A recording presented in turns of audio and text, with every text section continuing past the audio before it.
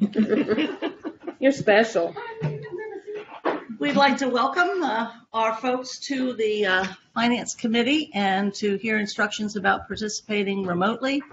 We will turn it over to our vastly talented technical advisor. Thank you. If you'd like to speak today for hearing of the public at the end of the meeting, please click the hand icon now. You have 15 minutes during this meeting to request to speak, and we will ask you for your name and association to the district. Thank you. Thank you, Rob. Again, hello. My name is Eve Bolton, and I'm chair of the, Budget, Finance, Growth Committee, or something close to that. And pleased to be here. And we're going to go around the table and introduce ourselves because we do have time. And we'll start back there with treasurer staff. Hit it. Kevin Ashley, Director of Financial Reporting and Transparency.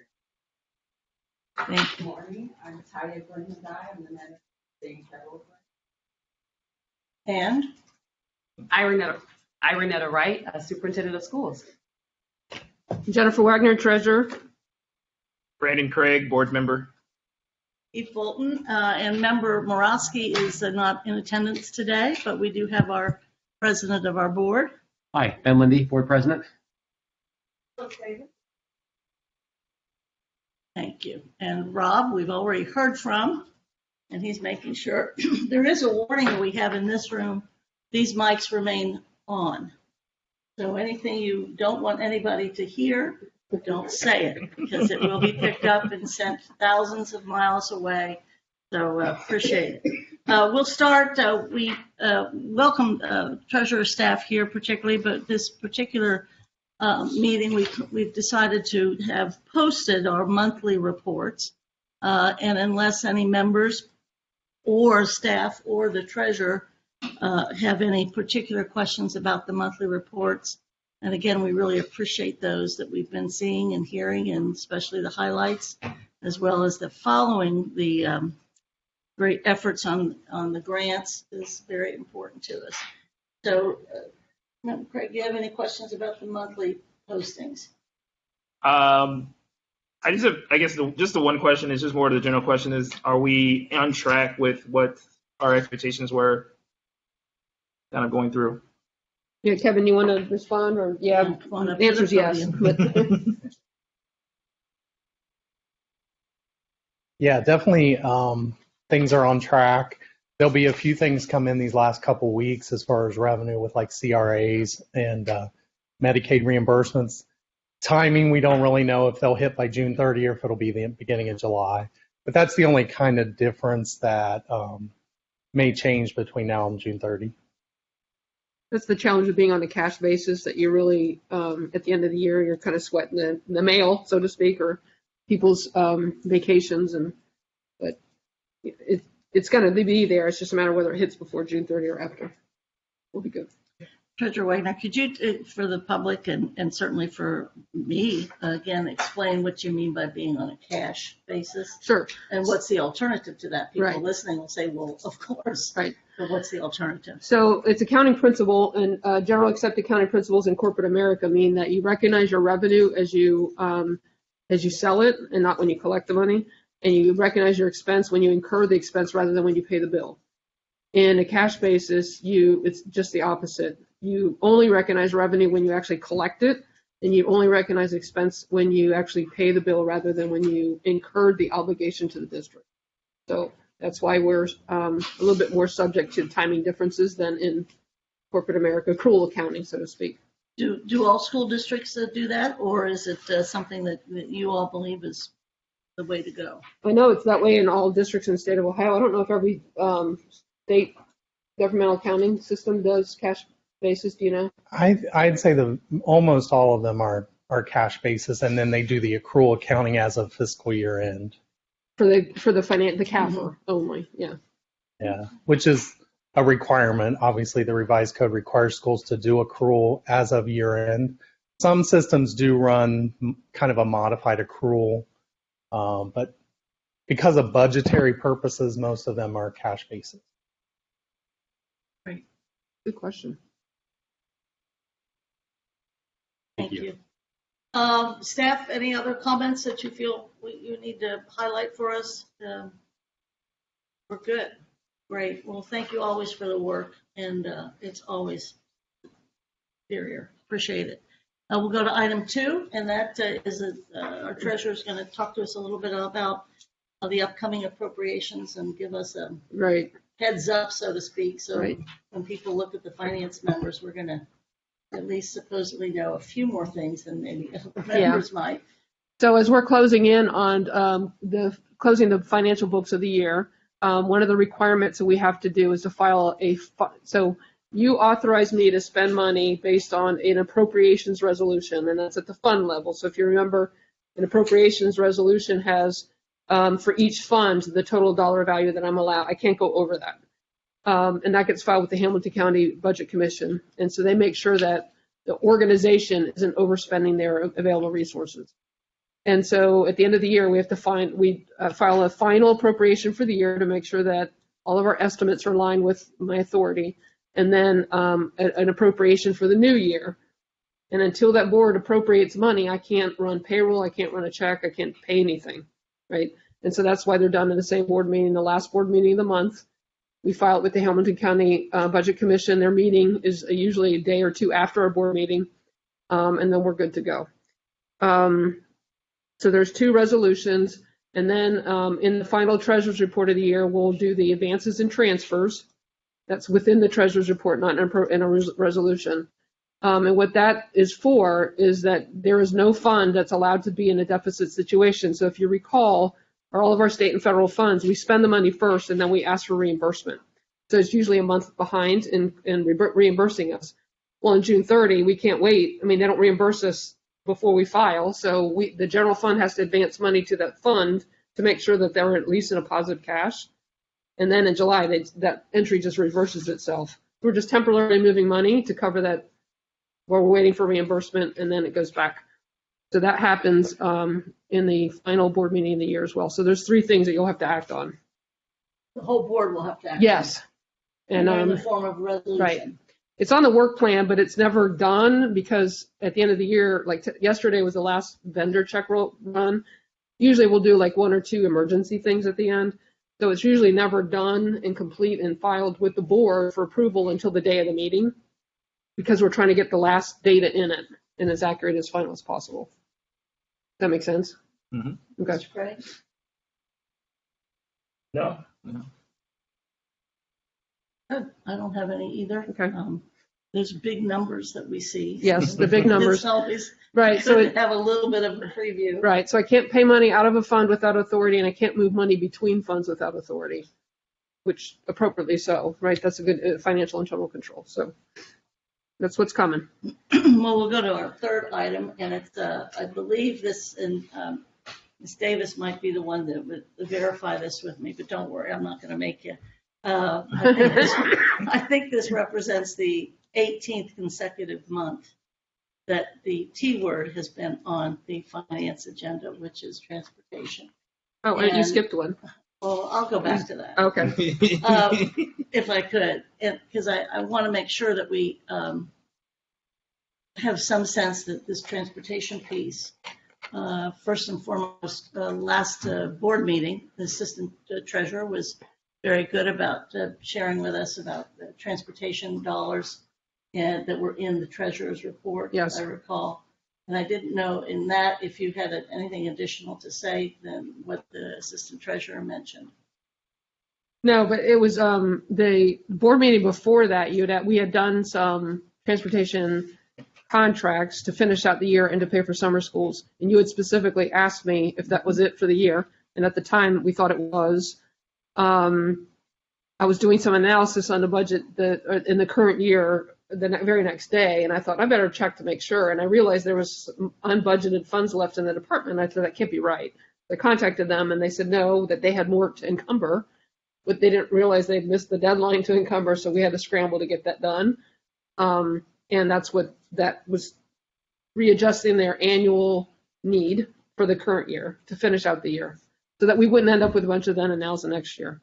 So as we go forward with this budget that you and the superintendent are working hard on, we're able to say that we're kind of starting, we believe, we hope, we've done our best efforts Right. to start clean as it pertains to transportation dollars and encumbrances. Yes, that's the belief. So And what that's great. the hard that's, part- that's right. in, I think I said 4 years, and I think I said 5 years, and looking back, I think it was at least 4 years that we have not been able to say that. Yes, and the treasurer's corrected me for the folks that are viewing, all 4 of you. It's been about 7 years that's been wrong, but I was cleaning it up a So what's difficult for people is to understand that the revenues of the year are supposed to be spent on the students of that year and not Yes. bleed over into new years. And so trying to get people to stay on that cycle has been a challenge because we've had decades of just habits, let's just say. And so we're getting caught up. It's getting cleaner and cleaner every year. We get better and better every year what we do. This is great that we can perhaps start this next budget year, the next fiscal Yes. year, And in that situation. Yes, we'll have it. Looking forward to a complete staff in the department to help us stay on task. Okay, great. That would be nice. That's helpful. And so we will now go, that we have sort of this clean platform, so to speak, and we will go to any questions or follow-ups that anybody might have about the budget presentation that was presented this past Monday. I have a few, and I don't know if Craig has any to share. I just have maybe one question, and really stemming around kind of that idea again of what our carrying into the next budget looks like. Are you talking about like carryover cash? Or are you talking about carrying budget items, initiatives? I think initiatives is more what I'm saying. Okay. Like some of the things that we have been preaching this year that we've been really working on as far as being able to identify the outcomes, as far as identifying the value Right. measures. I know you spoke a little bit about this at the board meeting as to that's sort of our goal for this year's budget coming up. Yep. But I wanted to maybe give you just a little time to provide a little bit more clarity as to that goal and that aspect of it, because I think that also helps to Eve's point about us using the budget for that year on the students of that year. Right. We want to effectively be doing that. Yes. Right. So do you want me to try to answer that now, or do you want me to prepare an answer and present it on the 22nd so the whole board hears it? I just think like a little global Okay. highlight for now. It would Okay. be helpful to understand how we're planning to do that, like how Right. we're planning to measure that. So, we established this financial impact tool that I really stole from President Lindy and something he was doing. And so we're working on presenting that for next Wednesday about how we use the concept of whether the spend is producing the results we intended it. Is it giving us the outcome that we thought? And how many students is it impacting? So when you have to make priority spending decisions about what you're going to invest in and how much, or what you're not going to invest in, you go and look to see what's going to have the biggest bang for the buck and the most influence on the most kids, right? And so that's what we're working on now. And we're trying to set up the system as we move forward with new contracts that are being introduced to the board, that the outcomes are clearly identified before you approve that contract. And then we're going to try to have a tracking system to monitor that progress before we make a decision to reinvest in that same thing. And then we're starting with the big contracts or the big projects and then working our way through that. Does that answer your question? Yeah, no, and Okay. I think it's just helpful for folks to actually hear that the goal for our budget is not just to make a budget, but it is to make a budget that's effective. Yes. And that's one way we're doing Yes. that is to really be measuring those outcomes, to be looking at, we're not going to just keep doing the same thing every Right. year, thinking that's just the way Right. we do it. And I think one thing to add to that is as we have really worked intimately in this space to try to make the decisions that are the best recommendations that we have at this point, it's also because we are in a unique space right now where we're identifying what are those student outcomes that we're looking for. Like we're working through that right now. And so for us, it's really also been looking at not starting new initiatives or projects that would be pet projects, so to speak, but that we would look at how that becomes a part of the greater whole versus this is something that we're doing right now because it's really cool to do. But how is that then going to fit into the larger picture of where we're looking to go with these outcomes? And we want to give guidance to people. So when you have a vendor that approaches you on a sales call, not you, but a budget manager or principal, department head, and they present something, oh, that's really, really cool. But the first question on their mind is, how does it impact this particular income? Because this is what's important to the district. Instead of saying, oh, this is really cool, and I'm getting pressure to get this done, and so we're trying to help people understand that when making a spending decision, they need to understand and clearly articulate and defend why they're spending that and how it's going to impact that income.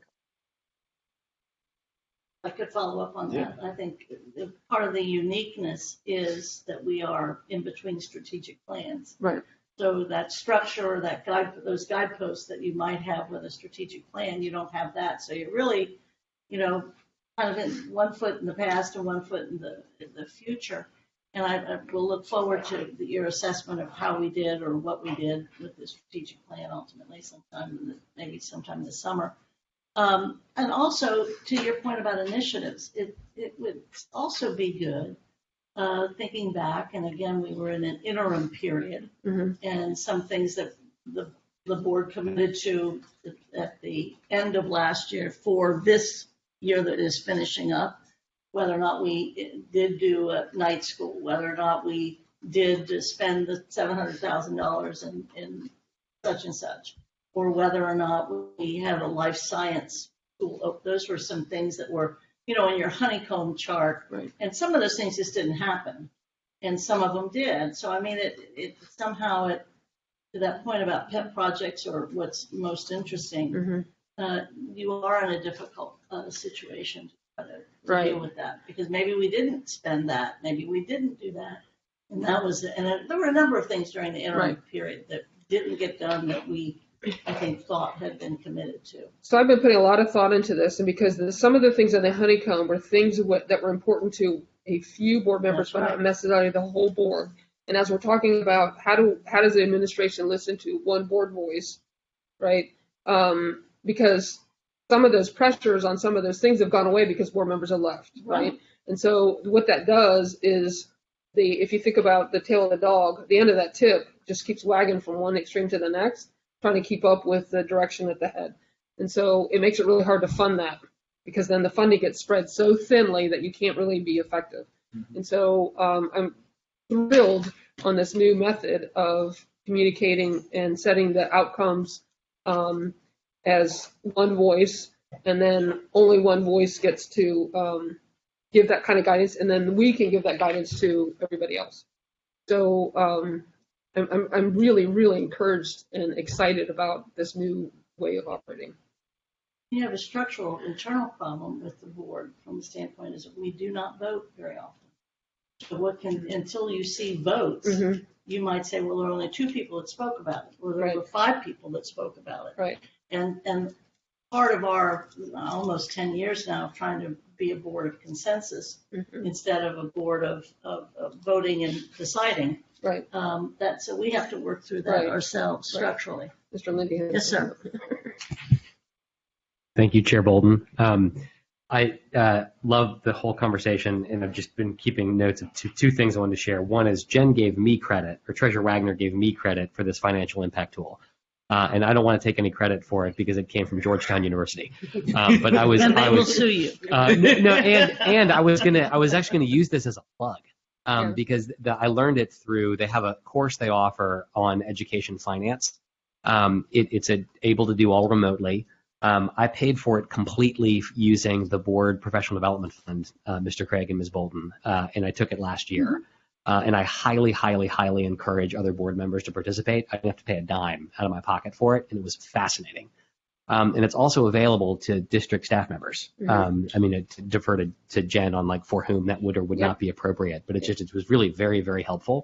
So I wanted to give credit was due and not take any credit for that myself. I apologize. No, don't apologize for it. But the other, I think, and part of why I care about that so much is not just so other people explore that resource, but because I want us to do things not because, to your point, Jen, one board member says so. but because we're learning from the best of what's out there. Mm-hmm, mm-hmm. And I think you shared much of what I was going to share, so I'll be quiet. But just that I think as a board, we really are trying to move away from responding to individual board members Mm-hmm. to there is one Mm-hmm. school board. Mm-hmm. The only way you know what one school board says Right. is when there's been a vote. Right. Or to Ms. Bolton's point, it's really clear that there is a consensus from everybody. Right. And I'm excited about that too. Right. And thank you.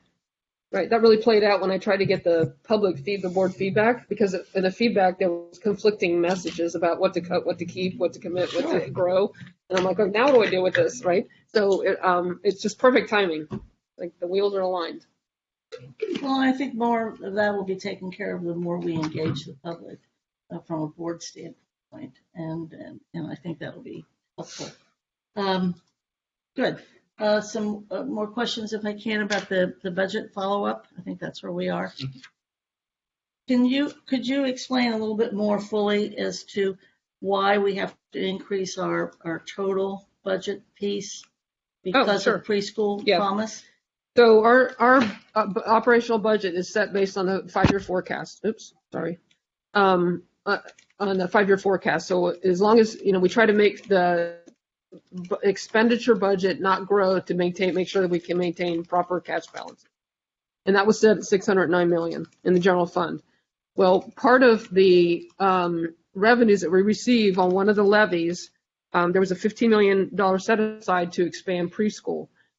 And that's shared between CPS expansion and the Cincinnati Preschool Promise expansion. Both entities have grown enough now where we're spending beyond that $15 million set aside.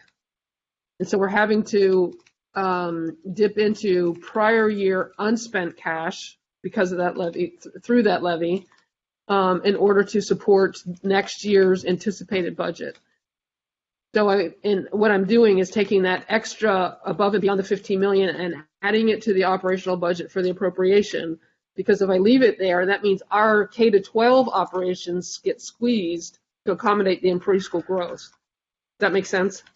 Yes, but the preschool monies are generated via the levy that was passed.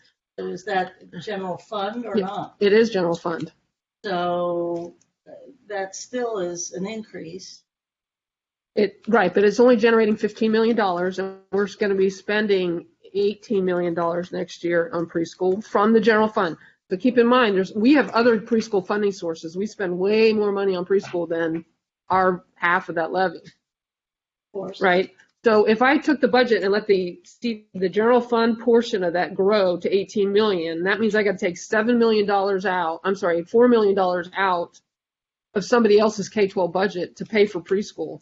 And I just didn't think that was appropriate. So I want the growth part to come out of the prior balance of cash rather than the $609 million allocation. And that still leaves that gap that you published in the last report as to what we still had to cut. This is Yes. Okay. Yes.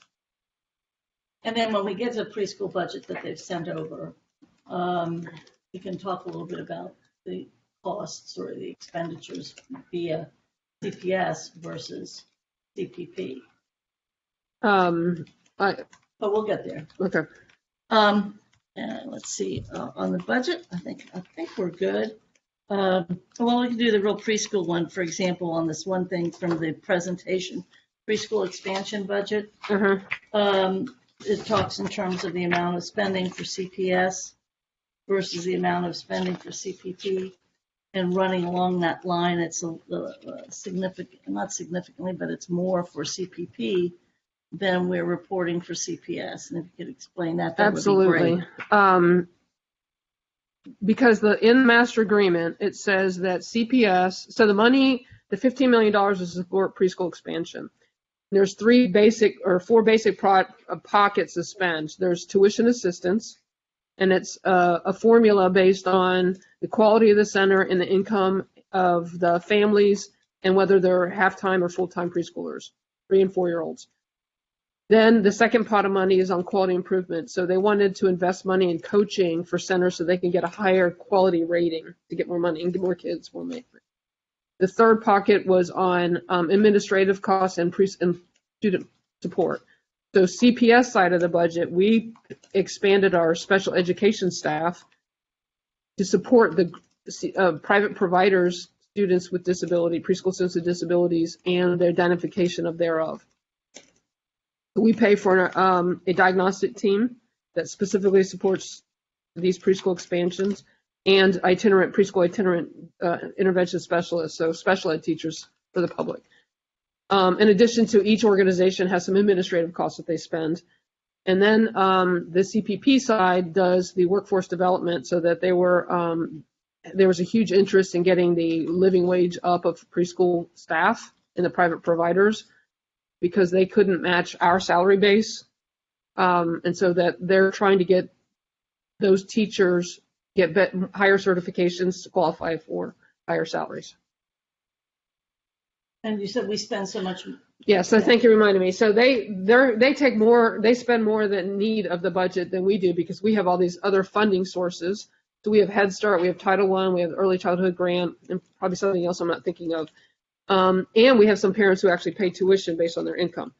So in the master agreement identifies that our students we use last dollar in as a levy. So we apply all these other funding sources, and then we use the levy tuition assistance money, where they don't have all those funding sources. So their kids tend to use more of the tuition assistance money than ours do. That's why their budget is higher than ours. But they also have to they have less access to funds, but they too are last dollar in. Correct. And there was supposed to be some kind of a fundraising arm, so that they would, and I don't know where that sits now. I know because of their turnover and COVID and all that. I don't know where that sits, but that might be a question you can ask Ms. Jackson. Sure we have that. How is the fundraising piece? Right. And then the last time was there any? I got confused about the community resource folks as to how many. So it sounds like it's a phased in or phased out approach, or what? So years ago, the board adopted the schools with the FMP to be community resource centers, community learning centers, excuse me. And as that started, and there's board policy that says every school shall be. Okay, so as that happened, schools started hiring employees called school community coordinators. To help coordinate the resources of the community of that school. As time went on and that became more sophisticated, each school adopted a lead agency, that's the proper term, and that lead agency helps provide a resource coordinator, but that's through a outsourced contract. So we discovered through the analysis of school community coordinators that there really is no standard role across the district, that people were using them however they needed them. And so in an effort to analyze that, we discovered that some schools had a school community coordinator and a resource coordinator. So we're trying to standardize that role and work through that. On top of that, the resource coordinator, so it was all funded by a grant as it started, the 21st Century Grant as it went. And when that went away, they didn't have a funding source, all the contracts. When that went away, there wasn't a funding source. And then Governor DeWine started the student wellness money. That was a state grant. It was about $12 million a year. And we used that to fund the expansion of the resource coordination, because remember, we started off small and the strategic plan added a few schools every year. Well, with the last biennium budget, the student wellness grant went away. So now we have $4.3 million in resource coordination without a funding source. Right. So that was something that was going to hit the general fund. So what we decided to do, so then we discovered as the year went on, and we're going to have some student wellness. They were allowing us to spend out the student wellness instead of give the money back that wasn't spent as a grant. So at the end of this year, we're estimating about $3 million of carryover. We're going to use that to fund next year's, of the 4.3, 3 million of the 4.3. So the following year, the rest of it's going to hit the general fund. Does that help? That's very helpful. And again, we want every school to be a community learning center, and to be a community learning center, you have to have a full-time resource coordinator, and there shouldn't be that redundancy of having a resource coordinator and a community person as well. But it sounds like that was sort of a segue to get there, because everything has changed regarding community learning centers because initially the lead agencies were supposed to be supplying the amount of money, and instead they are kind of our conduit of using our money. Yes. And that, with the exception, I believe, of Community Learning Center Institute, I think. So there's some issue there. So that whole concept sort of got reversed as there was money and there was the effort. But there absolutely shouldn't be any redundancy. Remember, Craig? Just as a follow-up, and I think this might be something that you might be getting ready to touch on, Superintendent, right? But the idea behind the school community coordinators, those positions, I think you mentioned it in the session that some of those folks were in positions where they're doing work or they could do work that could be otherwise allocated to a different position that would better utilize those skill sets.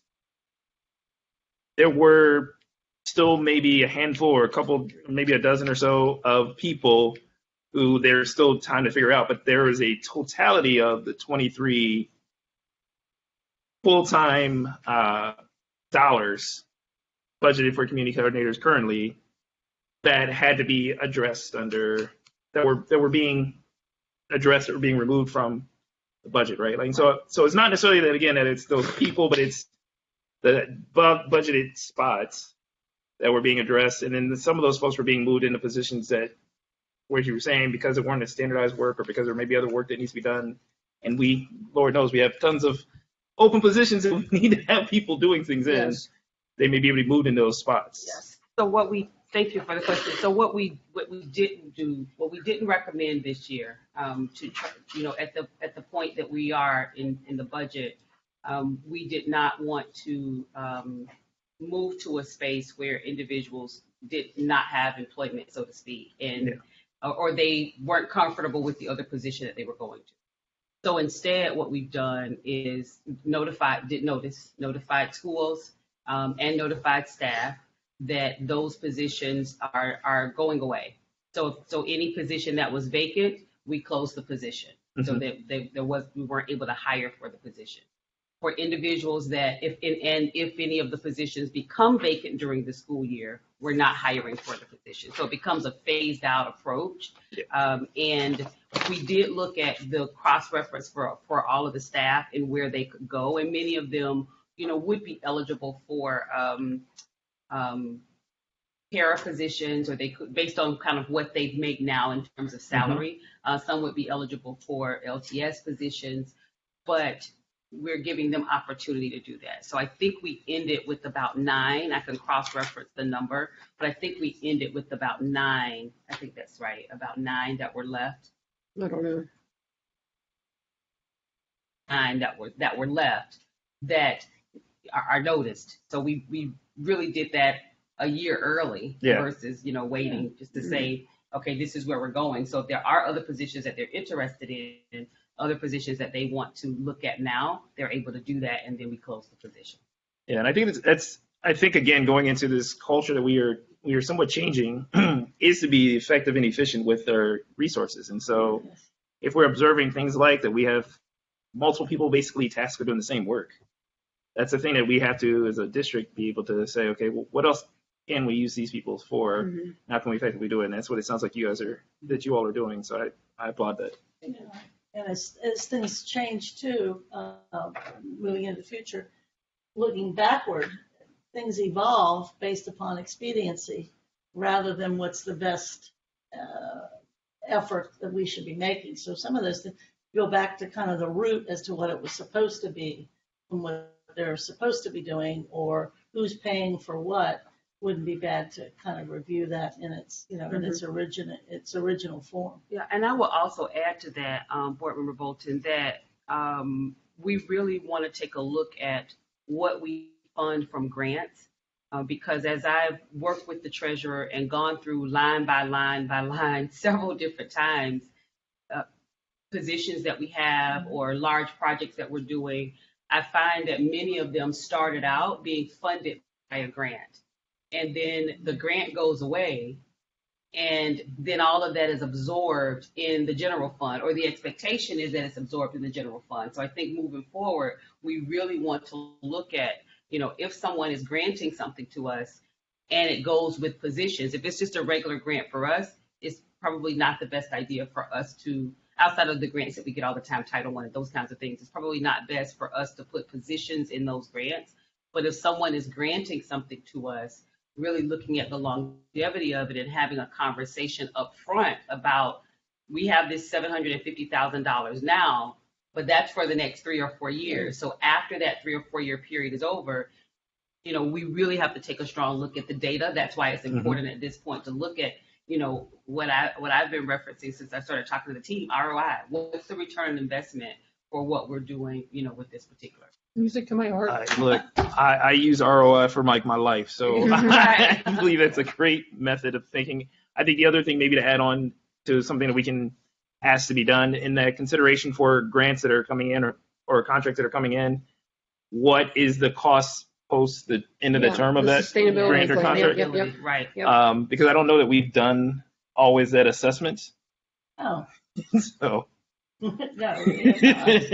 We've come a long way, though. It used to be we get grants and we didn't even know we got them, because somebody in the field would go apply for a grant, and then suddenly we had this issue. So now we actually have a formal grant process where we review it and we understand what's the district's commitment to the grant. And then the next step is implementing this return on investment with the sustainability. And that's why I think it's good about the work that's been done in grants and monitoring, but it's also part of this with these multiple sources of revenue. Mm-hmm. And I don't mean this in a pejorative way, but it's a shell game. Well, I'm going to make this target because I'm going to take from this stream, and it might get us through this year, but it sets us up in more difficult ways the following year. Right. So I think that's something to watch. And last thing on the budget town halls produced a survey, and you tell us how any of those results from the surveys from the public have impacted some of your decisions. Well, I think collectively, one of the things that we found in looking at the surveys, we've looked at those surveys and cross-referenced them with the impact tool as well. And so I think the one thing that we find is there's always some background information that not everyone is privy to in terms of certain concepts or things that we may be funding. So for example, on the survey, the funding of, this is one example. On the survey, the funding of the world language curriculum, I think was the last one on the survey. We haven't had a world language curriculum. And so we know that it's important for us to have that so that our students there is equity across the board with what our students are receiving. So the public as a whole would not understand that part of it. And so we, while we are making some recommendations about curriculum and where we can do some reductions and not change the standard of excellence for the students, we wouldn't necessarily at this point say we don't need to have curriculum. So it was very beneficial. We saw in the surveys as well, and doing the cross-reference to the impact tool, we saw that there was definitely interest around mental health and mental health support. And that came up through, even outside of the survey, Sure. Of course, that came up through, surveys that I had done separate to that, but looking specifically around the budget, prioritizing that. So I think it does help us think about priorities. I'm excited about going into our process for next year because we'll be able to start that process much earlier. I believe that we'll be able to start the town hall conversations much earlier before we even, really get into the real budgeting process. And I think that will definitely help us. That information from the public along with the impact, what is the real impact, will really allow us to make some data-driven decisions. Yeah, and I think the college career piece showed up pretty high too, especially the career piece in the survey. But yeah, it would be good to demonstrate to the public that they are impacting where our priorities are, especially that's true of any year, but particularly in a year of renewal for sure. Let me just say one other quick thing on that also is that I think some of that also comes back to our conversations in these town halls. Both need to be getting feedback, but also need to be educating. And I think that's maybe the one aspect of when we talk about our budget is that programs like foreign languages is a great example that opens up so many opportunities for students that I don't think everybody always thinks about when they think about a foreign language program. Or like music is a great one, or dance or theater, these type of things tend to be low on the pecking order when people talk about what they want the schools to provide, but they provide such a informative part to it. And so I think it is an opportunity also maybe to have some of the students or some of the programs themselves be a part of some of those town hall discussions, whether it's making a video for it Oh, cool. or being able to message something out that communicates what that program specifically does. Definitely. Because I think that's one thing I did take away from this is that there's certain things on here that I'm like, yeah, I get it. Like, you know, employment support is a great and important thing on there, and we spend a lot of money on employment matters Seriously. in our budget. And That's also a lot of Yeah. staff members calling in. Right. And the other thing, I'm sorry. I was just going to say, we used to have a superintendent you're my eighth, by the way. And your last. She's hoping. We used to have a superintendent used to say that the main thing is to keep the main thing the main. You need to focus on what's our main thing and fund the main thing and stay focused on the main I thing. really like that. Back to the basics. Alan Fraley used to say that. The other thing about that as well, and you referenced, we were talking about, I just use as an example mental health, but that definitely went into the conversations around mental health and all of the initiatives that we're funding through mental health. I mean, there's the huge need for it. We know the need, but we're funding a social worker in every school. We still have a nurse that's in every school in terms of the medical side of it and the work that we're doing for my mental health providers that we're also funding as well. So those would be some things that are cross-referenced. This is a priority, and it's a huge priority for the community or for those that responded to the budget, but it's also very much a priority, for us as a district. And the public may not know just how much of a priority it is. Sort of the young activists keep continuing to talk about restorative practices or what have you, not knowing necessarily how many schools it's already in. So that's more of us communicating what we're doing, I think would be great. Anything else on the budget? All right. And then number 4, we're going to do transportation. And the point there, I think we do have Mr. Hoyne, is that you all are in the process of at least 2 major contracts or agreements that you're working through, one for the preschool partnership and one for Metro. And wanted to have a bit of an update, but not necessarily too revealing, but at least an update that would be helpful. Tell our trade secrets. Yeah. And there are principles by which we probably need to live in both of those, things that we've committed to previously that are important, or we promised the voters, or in 2 years of crisis transportation, things have come up. So if we can share your update. Sure. So in terms of where we are, you're absolutely correct. We're in the negotiations process in terms of the contract. And so I did ask Mr. Hoying if he would just share if there is anything that can be shared outside of the fact that we're in negotiations. Yeah, sure. So transportation, if you want to start there. The yellow bus contracts are moving forward. One point that the board raised when following the RFP is that the board would have the ability, at least on an annual basis, to non-renew a yellow bus contract. We've preserved that right in all the yellow bus contracts.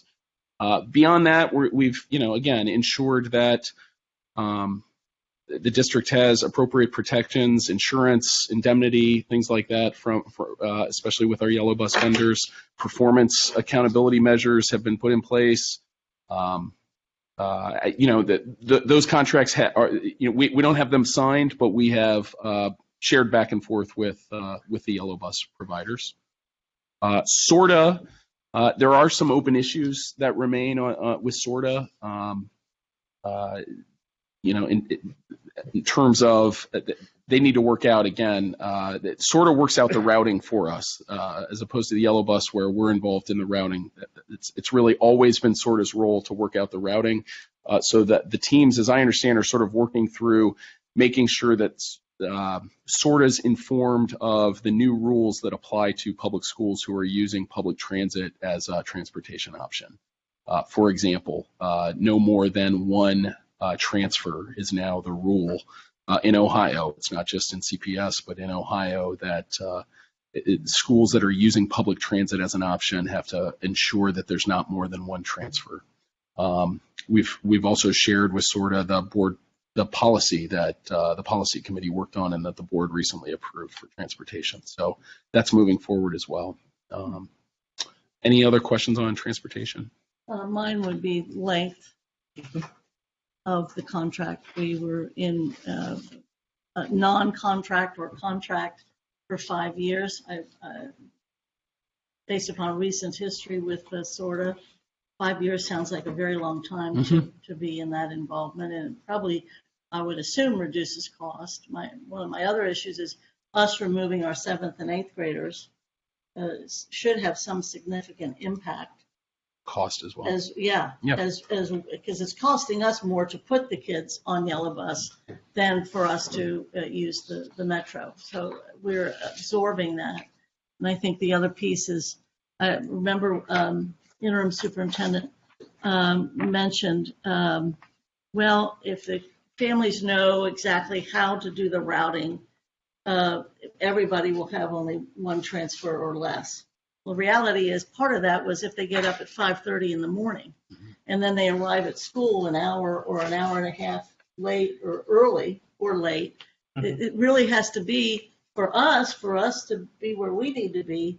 It has to be kind of that they can get there before school starts, not more than 30 minutes before school, right. And that there's somebody picking them up later than 30 minutes. I mean, those are some of the parameters, plus changing it to that 1.0. Yeah. But I think following that policy would be great. And I don't think there's been any interest with the new administration about not having those services be free to our families.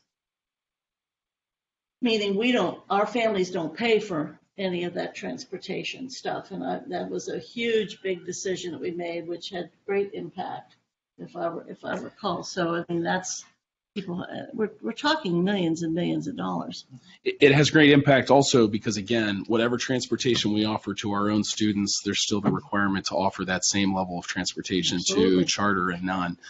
And so just in talking to suburban school districts who are in the same boat, many of them have chosen not to offer high school transportation because they know if they do, then they'll also have to offer it to those charter and non-pub students. So it is a big commitment that the board made. And I think from my perspective at this point, and I know we haven't talked previously about whether we offer transportation or whether we don't. We know that we're not required to do it. But when I think about the inequities in our city and the challenges that our families already face, to then not offer transportation and have them to have to pay for transportation, I think it's much more worth it at this point for us to,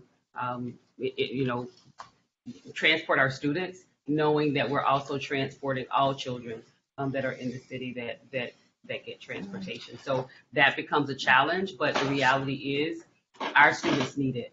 And hopefully we'll remain in a financial state that we can continue to do that, even though we're not required to do that by Ohio. Something coming from the community as well is that there are some neighborhoods, and it'd be great if our negotiators could be thinking about this and our experts.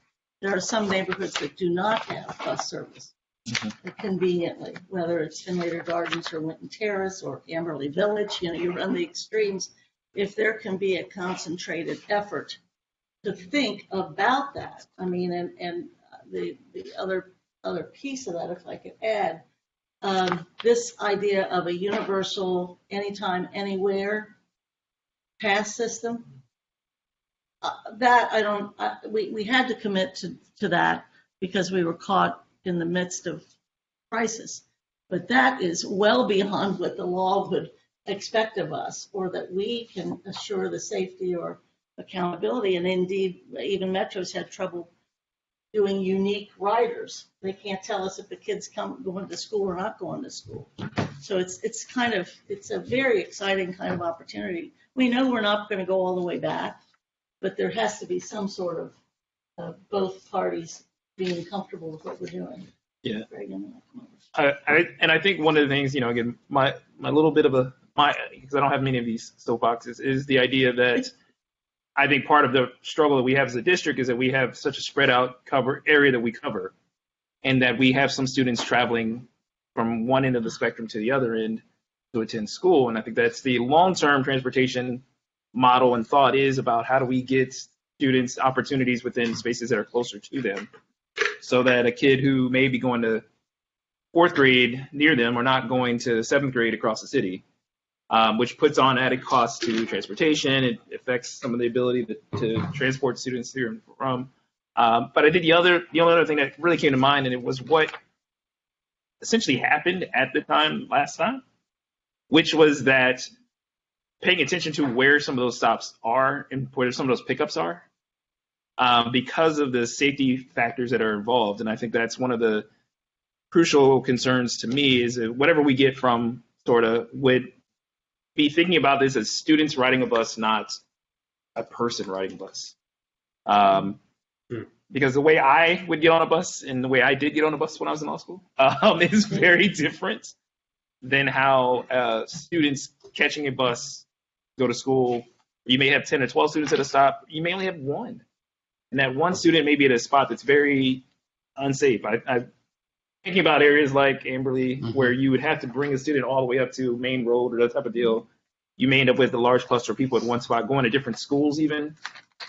And so some of those different factors are the things that hopefully, as they're coming together with a plan, they're able to explain that in a way that also be able to be explained to the community. Because I think that was the largest flaw, and that's the largest problem when we talk about Metro, is how do I tell a parent which bus their kid's supposed to be on and which stop they get off at and all these other factors if they're not in an area that typically rides a bus, if they're not riding a bus from an area that's, or they're not used to it, or they're not in that same vein of space.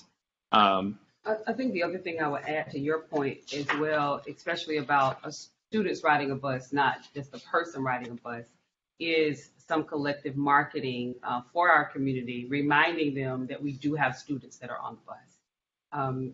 So that it becomes this, again, community conversation about the fact that we have children that are on the bus. So if you could help us with the fact that these are our children and they're going to school, in terms of even their responses and interactions. And whether it's increasing something, things like we made a big effort at one point in the city to make bus stops safer spaces, right? So they're more able to be indicated, or more able to be identified. You're having covered over some spaces so that people could feel safe catching the bus from that location, especially on busy roads.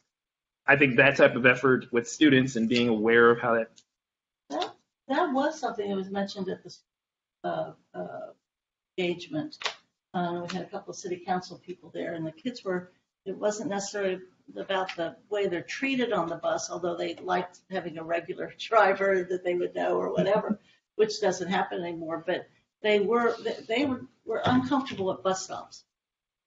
That it was whether it was inclement weather or sketchy people, or that they were alone at these early hours or late hours. So I think we do want to make sure we're working on that. And I do think the extracurricular passes make more sense than being able to figure out if the kids are going to school or not going to school. And there was a great letter before you became superintendent, and I'll share that, and you may have already seen it, from the whole Curriculum Council of Counselors as to how they felt this would impact. Yeah, which I think was very nice of them to do that. Sorry to make you wait, Ben. Probably 5 hours later. Very, very used to waiting. I don't know about that. This is back several steps ago on the contract negotiations. And I just want to thank you for the update. I was going to say, when we were writing those 3-month board priorities for March through June, one of the indicators on transportation was getting performance measures. And so I'm really interested and excited about that. As soon as they are done, can the board see those? Yeah, and I would probably have transportation present those, but yes. Great. When you said transportation present those, I'm not the transportation department and folks from transportation, as opposed totally to agnostic as to who does it. Yeah, just like us to see what they are. Yeah. I just want to make sure they're representing themselves. It would likely be me. Yeah. Great. Well, sure. That was all. And we've had those in the previous contracts where you're paying more money or they're not paying more money, but it was every day there was something that needed to be charged up. So we're excited about being able to do it. And we did keep on that list under transportation we won't talk about it today, but just, again, the interest from the community and from, I believe, several board members about the fleet internally. Master contract, which I think now we're not really allowed to call anything master.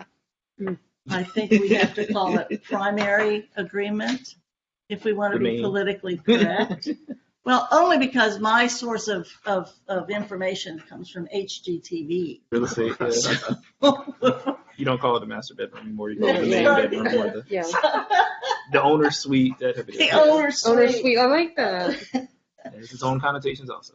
So just to kick it off, I want us to adhere to the promises that were made to the voting public when this first passed and when it was renewed. And if you guys could update us as to where we are on that, that would be great. Yeah. So I think you're referring to when the original levy was passed, and actually again in 2020, the board passed, rather than any sort of specific language within the ballot language or the declaration of necessity, we passed a shared vision resolution. That's what CPS, the board, and Preschool Promise agreed to, and the resolution declared a shared vision and plan for preschool expansion. That was passed in 2017, and then again on September 30th, 2020. Very similar language in both resolutions and outlines the goals and for the commitments that the district was making with respect to the money that it was asking the taxpayers for, and specifically what was intended with respect to $15 million that would be dedicated to preschool expansion. So there's two resolutions, actually, one that was passed in 2017 and a second renewed shared vision in 2020. I'm glad to answer any questions about those, but that was... I think that's the starting point for sure. If their vision has changed or our vision changed, or if we have to have a new shared vision somehow between the boards or what have you. And I know for just from knowing that master agreement was in, I think it was at least 10 drafts, if I recall correctly. More like 25 drafts, yeah. Yeah, at least. I just think that some of that where there was the battle not to necessarily have to pay for territory twice. Right. And part of that's this whole commitment. I can remember Elisa Hoffman particularly emphasizing in the very beginning, and then also on the second round, she was no longer on the board. The second round was that star rating, the 2 versus the 3, and what have you. So, and I know now Julie has raised the issue of workforce development as well, which is strictly something that was only reported to CPS. It didn't necessarily report to. So there's good luck and have a good time going through this. Yes, ma'am. It also occurred to me as I was presenting the other night about the unspent cash. This next levy, it expires in 25. And so I'm wondering if some consideration in the agreement should be about what to do about that levy when it expires. Are you going to try to grow it? I won't be here, but are you going to try to grow it, or how are you going to handle that situation? I haven't started counting down yet. I did sell my house, though. Do it. Not me, y'all. I'm trying to offer future advice. Well, no, we need that future advice. And this is one of the big partnerships that has been beneficial. And we've accomplished a lot from it. But I know that people operate from different angles and have different interests. And for you all to try to find a way to keep our interests strong, as well as address whatever contemporary issues have arisen based upon things have changed. Yeah. But it'd be important to keep reporting back. Well, if you're going to, just like you did with the transportation about the length of time, if you're going to do another 5-year contract, you need to consider that renewal. Yeah. Dan? Yeah, can I ask about the Workforce Development Council? Because go ahead. I don't know that it'll be answers, but you can ask. Well, just from this committee's perspective, certainly that's one item that they proposed to remove, that CPP proposed to remove. Does the board have a view? It was an important point to the board in 2017. I'm curious what the current sort of position is of the board is on. What's the argument for removing it?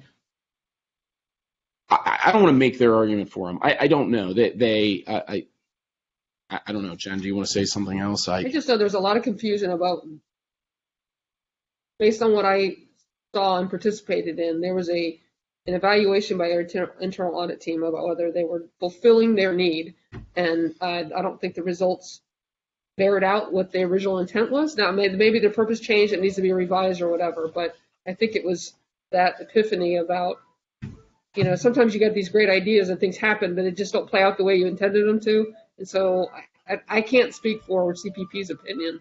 I don't know. But Yeah, I just I know can't that either. there was a lot of confusion about their role and their accountability. And I was going to say, I think one of the things that might be helpful from a board perspective, also an understanding that their argument and understanding, kind of the here and forth with that, is really understanding what those roles would be going forward anyway. Because I think there's also, in this agreement, the agreement was built on something being built, right? It was, and now it's built. Good point. And so your role when it's being built is very different from your role once it's already there. Yep. And I think that's part of the struggle is that, yeah, like some of these things that we did when we initially started this out made sense. Some of the stuff doesn't necessarily make sense in this current era. And I would want to know more about, even if we were going to keep it, what would its role be? What would the Workforce Development Council's role be under what we are currently working towards? Because that's the part that I think sometimes also some of the discussions have been very confusing as to what do they do now? I think one question that I have just around understanding the process and getting more involved, is there ever a space or has there been a space where, well, let me ask the question a different way. Is there a board representative or representatives or that regularly communicates with the Preschool Promise Board? And if not, is there any opportunity or space or, I think that's the question, where the boards could then have conversation together? The first of all, the board appoints several folks to 5 to the. it was three. Oh, it was 3 entities with 5 people. Correct. There's We appoint, and they're supposed to be representing our interests on that preschool board. Okay. So that's that. We've had it on occasion when there's confusion. We usually have a board member or two. Hey, I'll serve as liaison to talk to somebody. I'm not sure how that worked. I think it probably confused things more, frankly, but I'm not sure. And I'm certainly part of the confusion on that one. The other thing is, though, trying to preserve the independence of their board versus our board, and yet working together. So that's why you have that executive committee that I think our treasurer and a few other people serve. Or I serve on the Financial finance working committee. group. Finance. Yeah. There's an executive committee of their board. Of their board, but you're the, I'm on the finance committee. and that's with them too. It's their finance people and our finance people. Yeah, there's a maximum of 2 of each entity on the finance team. So you do have that, and occasionally, before COVID, we probably tried to have 1 or 2 mutual board meetings a year to show some sort of semblance of support. And to Brenda's point, it's built. That thing was being built as we were flying it. And frankly, the Workforce Development Council, it was not anything that CPP wanted. They wanted to make use of it if possible. But it was really to keep the CFT still involved because they wanted to be the ones helping to provide the professional development. So that's why it only reported to us. And I think the end result so far from both the internal auditor, correct me if I'm wrong, and Vera Brooks and Shara has been that it's a work group now trying to figure out its own way as to whether or not to proceed, and it's also been a personnel issue too. Well, there's some streamlining needs to happen because there was that group, but the budget is on the CPP side of the budget, not ours. Right. It's just odd. Yeah, I think I heard what was behind my question is like I wanted to understand more about what the argument was against it for us to get rid of it. And it feels like what I think I hear you saying is there may be an evolution of Yes. what that could look like in this next chapter. I just think that whatever the motivating forces were for it to exist, what's the current version of those motivations, and create something that addresses it, was where I was. Perfect. And I do think there is more public money out there for workforce development. It's out there, and how we can make use of it, or more particularly how CPP can make use of it, geared to their finding an additional grants or additional monies, the issue you raised, Jen. Last question. Sorry, we're not being asked to make any recommendation to the board on this. This is just information gathering. Yes. Right. No, unless, okay, no. I mean, I guess I would say, to Dan's point, as they're looking into reviewing that agreement, I do think at some point there's going to be a time where the board will have to principle out what our expectations are. The current agreement expires June 30. Yeah, and so I was going to raise this as well. That they have proposed an extension agreement to allow some additional time to work on it. From my standpoint, most of the changes that are being sought are from Preschool Promise, not from CPS. So I don't see a lot of downside in extending if it gives us some more opportunity because, again, we're not looking to change a lot of terms within the master agreement. And that's our position. And so their position is that they want some major changes. There are some changes they've asked for, and again, so an extension to me doesn't hurt us because the terms that are in place, I think, are generally what we'd like to see going forward. Does the board have to take action to extend? They would. I wouldn't sign off on it without the board, certainly. So if you want us to vote on it, or do we I have think to? so. That's what you're asking. if the finance committee recommends, we could include it in an upcoming treasurer's report treasurer's or superintendent's report for a meeting in June. Treasurers. My interest would be that the extension take place, but Okay. not a lengthy one. No, this want was so 2 many- months, I think. Yeah, I want so many things off everybody's list.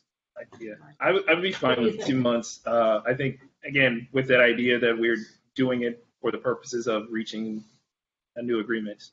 So I think it does put some impetus on them I'll to write come some with language for you. Yeah, Okay. and reaching some kind of conclusion before the last 90 days, before the levy, although it has nothing to do with preschool. We don't want any confusion. It looks Sure. Yeah. This is not that levy, but right, but yeah, still, the public will not make realize that distinction. Exactly. Sure. Okay, thank you. So we, I think then it looks like we do have an action item. And you brought it to us, and so I don't want to hear any complaints at the board meeting about us bringing an action item that you raised. We're just going to say in the board meeting that the committee is recommending There you go. that the board That's it. direct the general counsel blank. Okay, we Yep. have before us from the Preschool Promise people a proposed budget. Is there anything you wanted to, I know you don't want to present their budget, and Yeah, we've I mean, seen it, and we're supposed to get questions to you to send to the executives of, Right. So I would focus on, I don't know what page it is in the handout. Excuse me. you're a mess. Well, all my meds are starting to wear off. Yeah. I got my mask on. We've been meeting at the opposite ends of the table. in the Oh, room, keep doing that. Good idea. Wearing masks. I still blame Carolyn Yeah, Jones for. I wasn't gonna everybody name call. being sick. I sat next to her, so I wasn't going to name call. And I don't know what page it is on the handout that you have, but there's a comparison between the current year budget and the proposed next year budget. Yes. It's a $1.7 million increase, so I would generate questions off of that. All I can see, I mean, Why is it increasing? well, they have $1.5 million in tuition assistance, so they're anticipating their students to grow. And there's some growth in their administrative costs. But you'll have to ask her to And explain what that. is the administrative increases? I'm very I'll ask supportive her. of the whole thing because, but again, what is it? What's the size of their staff now? I mean, there's a 200,000 increase in staff related management and administrative costs. I mean, as I'm looking at this, there's just a couple ones that I would specifically Go have for it. Okay. concerns with, but I mean, I think the tuition assistance is just, it is what it is, like, kind of Mhm. clearly identify that, but there's like a drop in the quality improvement, and I don't know what the quality improvement. Well, so as the agreement went on, so that we structured it 5 years ago so that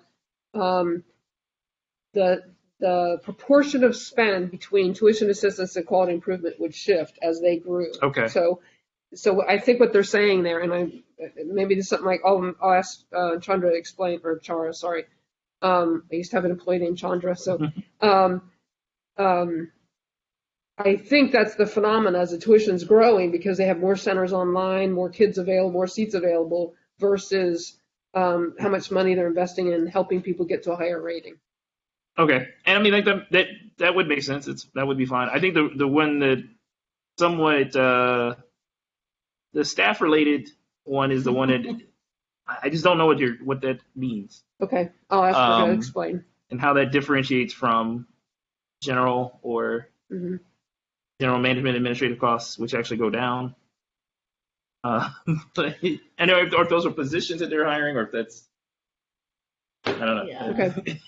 Those would be good, and mine would be the last dollar in. What are their first dollars, and where are they getting them, and whether then they're fundraising, because that was also a big part of subsidizing this, and it was to give a conduit or give it a place that people wanted to go for grants or go for outright donations Mhm. and scholarships. Yeah. It was partly conceived that way, that they needed Right. to have that entity.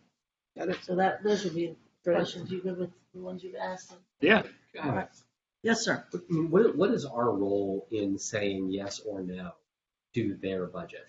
We're the fiscal agent. Or to quote Mary Ronan, it's our money. I think it's complicated. No, I think it's our money. You have to give me authority. You give me authority to Yes. pay them through an appropriation. That's a better answer. And the It's our money. appropriation has to be within our funding resources. So that's your role. Not necessarily to nitpick, their budget, their choices. And we don't Yeah. usually. No. That's what I understand. Like I was just trying to get us at the right altitude because I think we all went into this. I say we, which before I got here, but there was a concerted effort across many different groups in the city to go raise this money, and it was because of the efforts of many different groups of people that we did raise the money. Right. And there's this organization, and what should the role of the district be in overseeing their administrative choices? I don't know. It feels like that might be getting a little too close to them running their organization. But Which is except why I was checking. we are the financial stewards of the taxpayer dollars, right? And now that the expenses are beyond the $15 million, we need to make sure that we're being good financial stewards. That's all. I think my questions and my concerns, and I don't know about if these concerns are the same way, it's more about tell us what is going on so that we have that information, so that we understand that these dollars are being spent in the way that they're supposed to be spent under this this levy. Because I think the concern is that, like, again, if they were supposed to be raising a certain percentage to supplement, and they're not doing that, but they have people who are tasked with that, that's a problem, right? Like, or if their administrative costs are going up for some other reason other than they're doing more work, that's a question for us to be able to say. I don't think it then comes to us to say you're doing it wrong, so do it this way. I think is where we definitely don't want to get into. Yeah, Right. I think I'm with you on that. Yeah.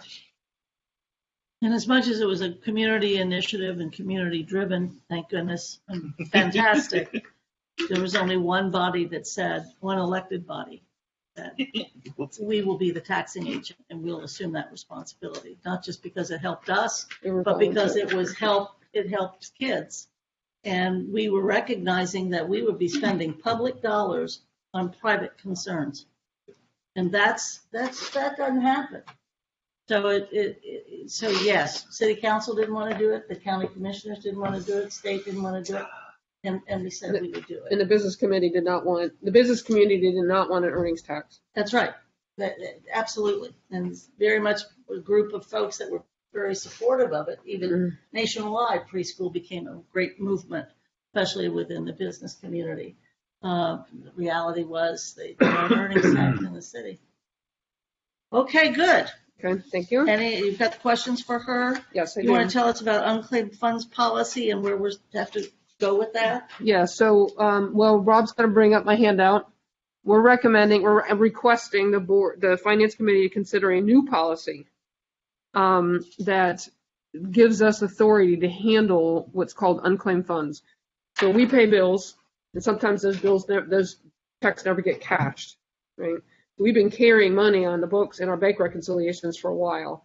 And so we're proposing a new process that says after 90 days, if a check's not cashed, we go through this process to reach out to the payee to say, maybe it got lost in the mail, we reissue it, we cancel it, reissue it, or whatnot. So after 90 days, we start this process. And we move it into a special cost center to protect it. But we have monies that have been out there for over 5 years. And so we're proposing you do this 90-day process. We put it up we're going to publish it on our website to say, hey, go check this out. We got money sitting out there. Come claim it. If you don't, after 5 years, we're going to take repossession of that money. And so we're asking for the policy. I want policy to defend our actions, protect our actions in an audit. Absolutely. So we're proposing this for consideration. If you bless it, we'll take it to policy committee, make sure that they're comfortable with it. But right now, we have about 150,000 sitting in from unclaimed funds from 5 years ago.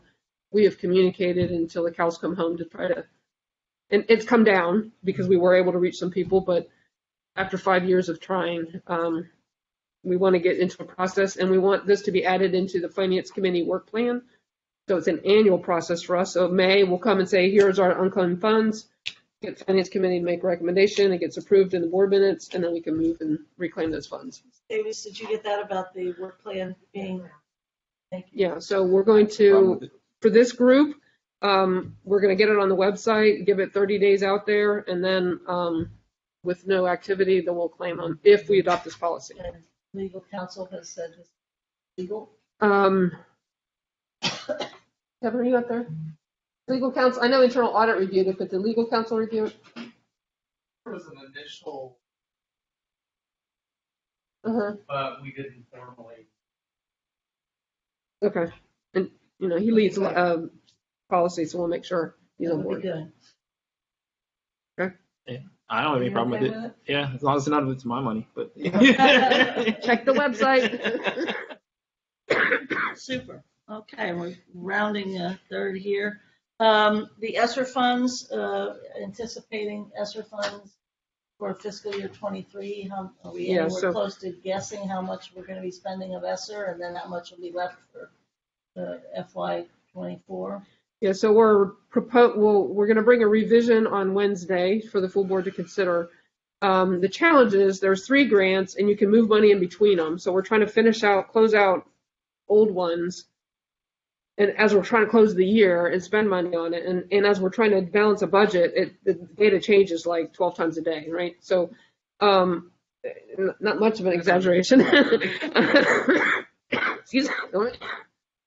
Don't make me laugh. Sorry. I didn't mean to make you laugh. Yeah. It's all her. Anyway, so we'll give an update. We laugh a lot in finance. It's either that or cry. Yeah. So. And so we're using the financial impact tool to help make those decisions. Like, for example, the summer scholars, after day 3 and day something, we went ahead and reduced staff when the kids didn't show up. And so we're making sure that we're updating those dollars so that frees up other things to spend money on. And so we'll give you an update on Wednesday. Good. That's good. And then we're down to number 8, I think, unless I've skipped something along the way. And this talks about the facilities, and this speaks to this year that we're concluding, where there were commitments made about facilities, whether it was the CPS outside, and most of that money was in curriculum, and I have no idea whether it got spent or not in what we did. The other one was the Walnut Hills High School facilities expansion. I've, at least as one board member, I've said that's $13 million that other schools may need more, might be more critical, and I just hope that there's some kind of a review, because I sit here between like Walnut Hills people. That's all right, I'm Jamaican. Well, we did But- spend $6.8 million on the dome for Walnut Hills. Exactly, and the terrible thing about Walnut is that, from not just the security issue pointed out, making sure that that's a safer place, you do have a disproportionate number of teachers with carts that are traveling from room to room. But I would also hate to see us do another extension or expansion that has such small classrooms anyway. That's an issue. But I think of LEAP. I think of LEAP Academy. I mean, whether you have to even worry about the sewer and the runoff from the hills, and we know that people are coming from the private sector to expand preschool on the west side, especially for our Hispanic kids, and they're at the Christian university that we thought about buying, or on the east side they bought Bramble. I mean, and of course we want our kids to be with us, but I just think if there's some sort of review, and I know the other last thing is that, and this is a pet project of mine, and I'll claim it. I'm happy to do it just because I think it's a great one and it came from the community, and that's the Rawson Farmhouse. And I've spoken to the superintendent about that. But that works already, the planning for the hardscape and the possibility of the use for it for open air space for a number of schools.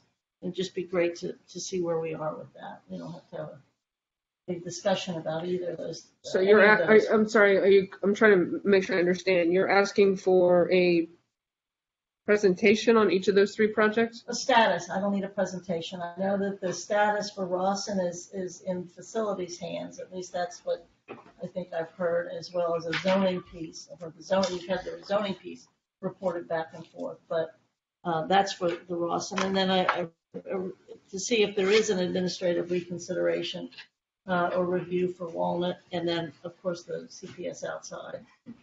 Yeah, so I think there has been a reconsideration for both, and that will come in the recommendations that we bring to the board on Wednesday. For the first, in terms of CPS outside, amazing opportunity, just exciting opportunity for students. My recommendation, however, would be that it's one of those things that we go slow to go fast on. We have a new science adoption that's coming out this year. And as a result of that, and getting that adoption up and running, getting staff, for the professional development, the staff need for that, phasing in the opportunity to do that versus doing it now and then having curriculum staff spend the summer trying to prepare resources for it when there's not necessarily that level of integrated curriculum that they would be doing. So we have some outside spaces now that are amazing. As I've been going to schools, I see them. So definitely, and I do, one of the things that I wanted to make sure that we talk about as a board is how we become more green aligned, how we become more efficient when we think about energy efficiency as well. So great opportunity, but I think for right now where we are, it's one that we pause on and then we prepare for it as we move forward. And the new strategic plan. And the new strategic plan is a part of that, right? The in terms of the facilities expansion for Walnut, that's one that we are reconsidering as well for all of the things that you've named. When we look across the board and we continue, and I support the board so much in the work that the board has done around equity. But when we really look across the board and we look at equity across the board, we do have some other schools. I think of the building, for example, that's at Hughes right now, that's in the back of the building that's not able to be used because it needs repair. So there are other schools, as I'm going from school to school, the runoff that we have at Riverview, if there is ever an opportunity to do something that will cause that not to be an issue when it rains, so that there's not flooding for the students. So, in just a few days, I can probably name 20 other projects or other schools that have needs that haven't gotten the $6.8 million that we've done at our largest school in the district. And I realize it's the number one school in the state, but then to do another $13 million as well, I don't know how we do that and maintain our commitment to equity. I think that outside folks think in terms of phases. So I don't think that they would have an issue with that. And like you said, there are a number of, if you look at all 60-some schools, there are some that already are far beyond, they've got it. So they don't Yeah. need to be on a let's do more here. But I think it's a green umbrella that's sort of facilitating it. I Yes, will sir. say, I think one of the things that historically has not been done in the district because each school is not in the same position to do it is that true assessment of their needs and their ability to get from that need to a deliverables. Because I do think while some of the places have substantial needs, if we take on certain tasks or take on certain projects at this point, does it marketably improve the space for the students? Right?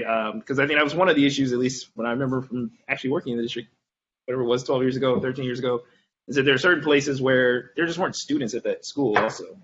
And so it made it very hard for the district to invest large dollars into places where we were not going to be at. And so I think there are spaces right now, as you described, Hughes, where there may be an opportunity to expand operations and programs at Hughes.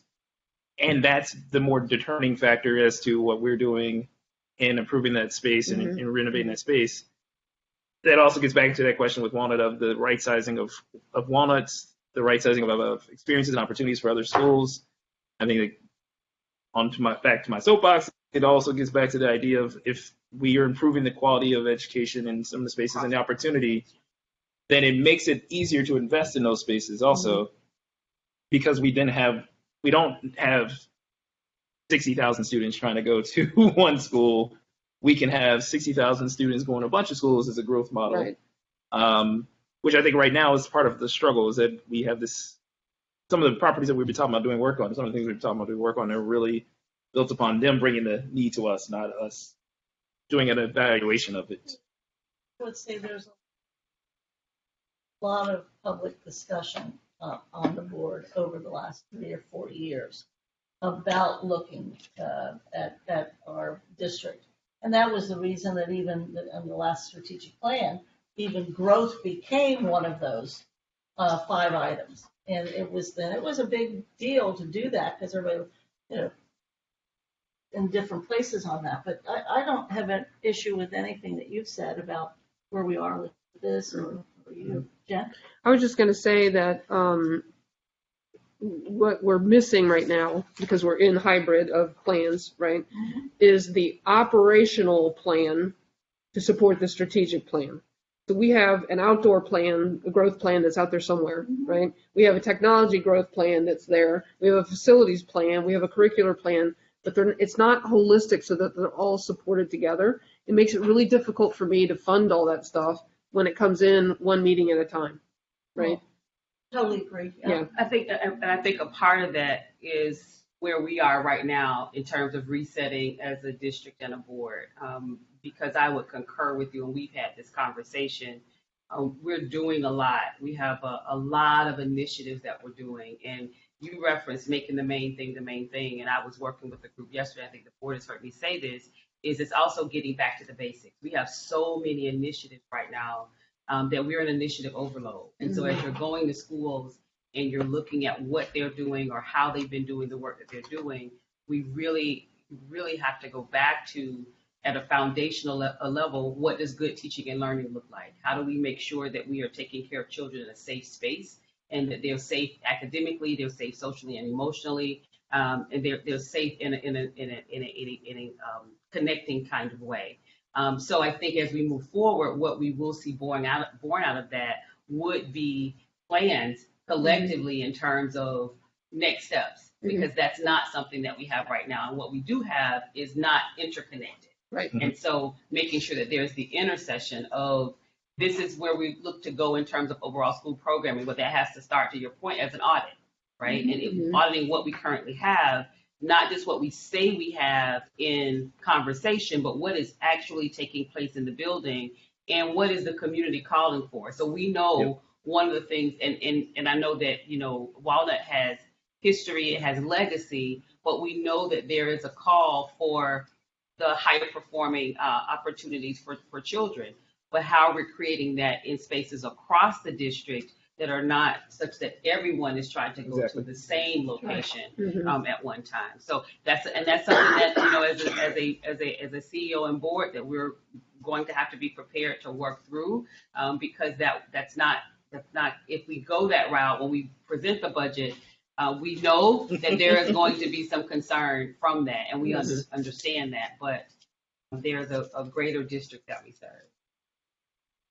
I agree with everything that you said, and I keep saying this to myself and to others. The very first thing is that we have to change our vision, change the perception of the district as only a either neighborhood or magnet district. Mhm. That is 25 years old, maybe 5, 6, 10 years old, because we're not. You have clusters of schools, not geographically, fortunately, spread, and it's a matter of access to programming, which is a transportation issue as well as an equity issue. But like you have international schools. We got like 4 of them. You've got a Montessori system. You have a complete preschool system. There's a half a dozen ways of looking at the district that could really help us figure things out, because people are still thinking we have 20 magnets. Well, we really don't have 20 magnets. We have a Montessori system, and we have maybe 5 magnets left. Mm-hmm. And we have maybe 3 buildings or programs that are exclusive, be it in the arts or academics or Foreign language. foreign language, whatever. So we just even the way we see ourselves is probably where to start. So are there any people from the public, any one of the 4 people that we're viewing? That's because we do such a great job. Okay. And I think that's wonderful. Any other items? I just wanted to thank you for the bus piece of the internal athletic. I mean, as far as I'm concerned, I really think it makes a strong case for a fleet. I knew you would say that. I was waiting for it. You knew it. I knew it. I was when waiting. you saw this report, you're going to use this one. But thank you. I think we're good. Phyllis, are you good? Rob? Okay. Hearing that, no other items to bring forth, we are adjourned. Thank you. I just